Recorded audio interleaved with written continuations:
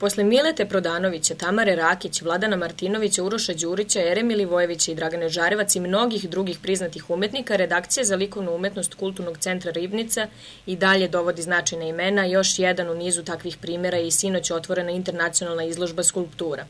Ovo je autorska izložba, to je jedan mogući izbor skulptura od 7 autora mojih prijatelja i ja se pojavljam kao 8. autor. Radovi su u raznim materijalima. Autori su moji prijatelji, vajari iz regiona. Nažalost, za sada ova izložba neće izaći iz granica naše zemlje, ali će ipak Kraljevčani imati čast da uživaju u njoj naredne 2 nedelje. Posle organizacije internacionalnog džez festivala u organizaciji redakcije za muzičku umetnost Kulturnog centra, redakcija za likovnu umetnost nam je donela veliku međunarodnu izložbu skulptura.